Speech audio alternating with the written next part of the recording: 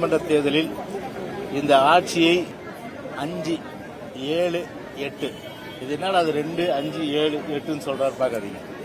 2ஆம் number token அது வந்து இன்னொரு கேண்டிடேட், 5ஆம் நம்பர் டோக்கன் அது இன்னொரு கேண்டிடேட், 7ஆம் நம்பர் டோக்கன்ன்றது அனைத்து இந்திய அண்ணா திராவிட முன்னேற்ற கழக வேட்பாளர் ஆர் மனோவுடைய டோக்கன். 8ஆம் நம்பர் டோக்கன் அது வந்து யாருதுன்னா தோக்குற கலாநிதி, அதாவது பார்த்தீங்கன்னா திமுகவுடைய வேட்பாளருடைய டோக்கன். இப்போ 8ஆம் நம்பர் டோக்கனுக்கு தான் சட்டப்படி வரணும். ஆனால் 8ஆம் நம்பர் டோக்கன் வராத ஆள் மாறாட்டம், அதாவது சீட்டிங், ஒரு ஃப்ராடு, ஆள் மாறாட்டம் செஞ்சு 2ஆம் நம்பர் டோக்கன் வாங்குறது வந்து நாங்கள் தான் சொல்லி வந்து அதை நாங்கள் மாவட்டச்செல்லாம் ஆர்கியூ பண்ணி அதை வந்து கரெக்டான வகையில் ஒரு தீர்ப்பை வந்து ஒரு முடிவு வந்து ஆர்ஓ சொன்னது. அவர்கள் வந்து அந்த ஆர்ஓக்கு எவ்வளோ ப்ரெஷர் கொடுத்து கூட ரிட்டர்னிங் ஆஃபீஸருக்கு, தேர்தல் நடத்த அதிகாரிக்கு அந்த ஆர்ஓ பொறுத்தவரை அதுக்கு ஈல்டு ஆகலை. ஈல்டு ஆகாததுல அவர் சரியான தீர்ப்பை வந்து சரியான ஒரு முடிவு வந்து வழங்கிட்டாரு. இதை தாக்கல் பண்ணிட்டோம். பின்னாடி யார் பண்ணாங்கன்னா எங்களுக்கு பின்னாடி திமுக தான் பண்ணிச்சு. அது பத்திரிகையிலே வந்திருக்குது, ஊடகங்களே வந்திருக்கு, உங்க எல்லோருக்கும் தெரியும்.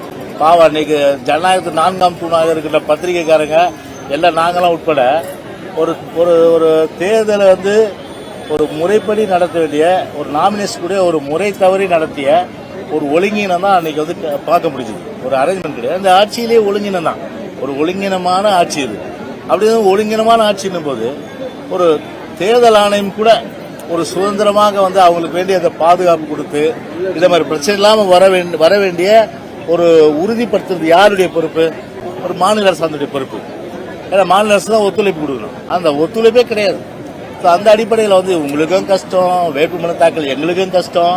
அன்னைக்கு ஒரு வழியாயிட்டு 7ஆம் நம்பர் நம்முடைய வடசென்னையுடைய நாடாளுமன்ற வெற்றி வேட்பாளர் வந்து அன்னைக்கு மனு தாக்கல் நாங்களாம் செஞ்சிட்டோம். வெளியில வந்து ஒருத்தர் இருக்கிறார், சும்மா அதாவது ஒரு பாலா கட்டுறவர், அதுக்கப்புறம் பார்த்தீங்கன்னா அப்படி உதார் கட்டுறவர், அதுக்கப்புறம் வந்து சவுண்டு கொடுக்குறவர். பாவலா கட்டுறவர், உதார் கட்டுறவர், சவுண்டு கொடுக்குறவர். இந்த பாவலா, உதாரு, சவுண்டு இங்க எல்லாருக்கும் தெரியாதா? இங்க எல்லாருக்கும் தெரியாதா? எல்லாமே பார்த்தீங்கன்னா 100 நீங்க 4ன்னா நாங்க வந்து 100 அந்த வகையில பாத்தீங்கன்னா அப்படி வந்து பாத்தீங்கன்னா எல்லாமே நாங்கெல்லாம் ட்ரெயின் ஆனவங்க தான். வெளியில வந்து குப்புற விழுந்துட்டு மீசையில மண்ணோட்டில் வெக்கமா இல்ல மானசூடு சொன்னல உலகத்தையே தெரியுது. ஆனா தன்னா திமுக தான் முதல்ல மனு தாக்கல் பண்ணிச்சு, பின்னாடி தான் வந்து திமுக வந்துருச்சு. வெற்றியா?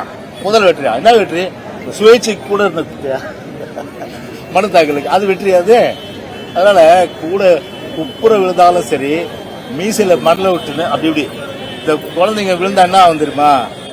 திரும்பி பார்க்கலாம், யார் இல்லைன்னா அழுவும். அது அந்த மாதிரிதான் இந்த மாதிரி பார்த்து திரும்பி பார்க்காம போயிட்டாப்புல. திரும்பி பார்க்காம போயிட்டு எந்த லெவலுக்கு அசிங்கப்பட்டு போனாங்கன்றது தெரியும். அப்படிதான் இன்னைக்கு தமிழ்நாடுக்குள்ள இன்னைக்கு பாத்தீங்கன்னா தமிழ்நாடு முழுவதும் இன்னைக்கு ஒரு திமுகவுக்கு எதிர்ப்பு அலை இருக்கு. இன்னைக்கு எதிர்ப்பு அலை.